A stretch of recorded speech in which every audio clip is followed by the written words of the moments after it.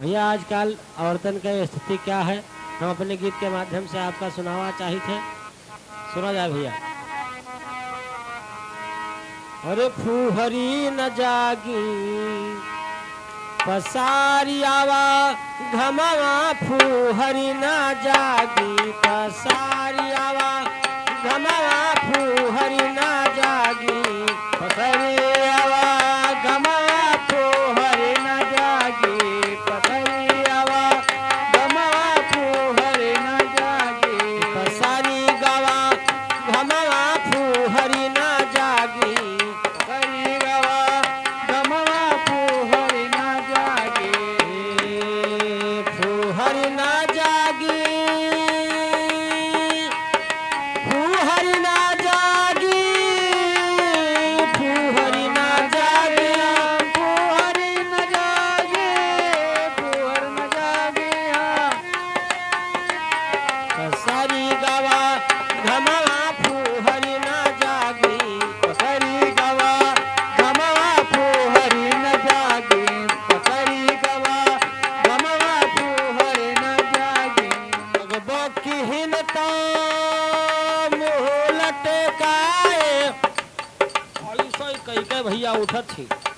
जगबो की हिनता मुँह लटकाए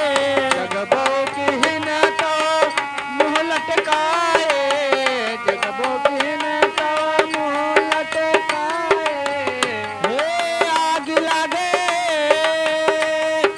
आग लागे टहले बजर पर कमावा, फूहरी न जागी पसारी गावा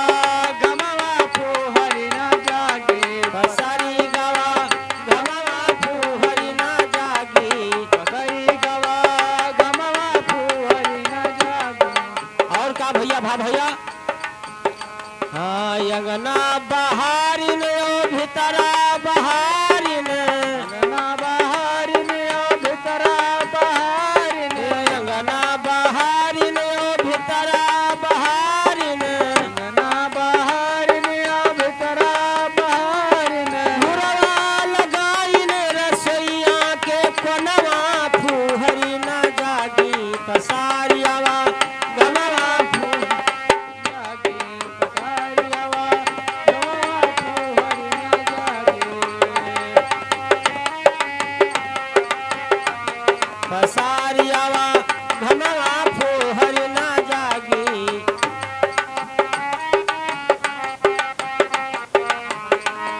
आजकल भैया देखे होई कि नई नई मेहरनुआ जब आवत ही घर में तो अंगना घर बहारी के मुहारन करे कूड़ा लगाए दे थी, लेकिन घर के बहरे न ले जी है भैया। अंगना बहारिन ओ भितरा बहारिन अंगना बहारिन ओ भितरा बहारिन मुरवा लगाइन रसोइया के कोनावा, फूहरी न जागी पसारी गावा घमवा, फूहरी न जागी पसारी आवा घमवा, फूहरी न जागी पसारी गावा घमवा, फूहरी न जागी फूहरी न जागी फूहरी न जागी पसारी गावा घमवा, फूहरी न जागी पसारी गावा घमवा, फूहरी न जागी पसारी गावा घमवा, फूहरी न जागी। और का भा भैया दाली बनाइन ओ भात बनाइन दाल बनाइन ओ भात बनाइन दाल बनाइन ओ भात बनाइन दाल बनाइन ओ भात बनाइन सियर भर पानी सवा सियर ननावा, फूहरी न जागी पसारी गावा घमवा, फूहरी न जागी पसारी गावा घमवा, फूहरी न जागी। अभी भैया शेर भर पानी और सवा से लोन कौन में भवा जैसे दाल छोड़ दिन भैया चुरे लाग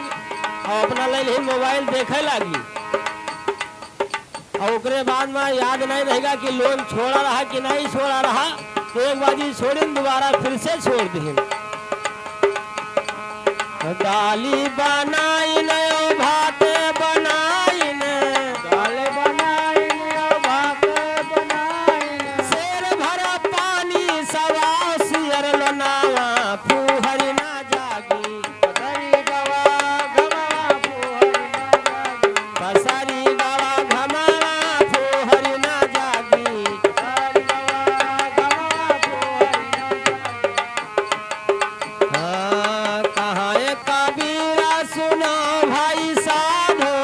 कहत कबीर सुनो भाई साधो कहाँ ये कबीरा सुनो भाई साधो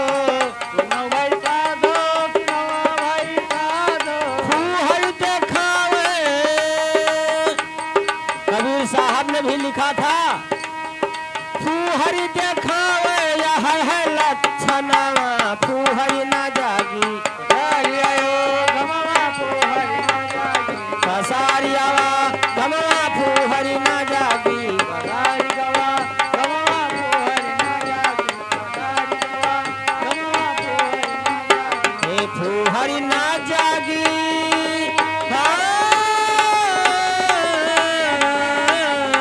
पसारी आवा गमवा फूहरी ना जागी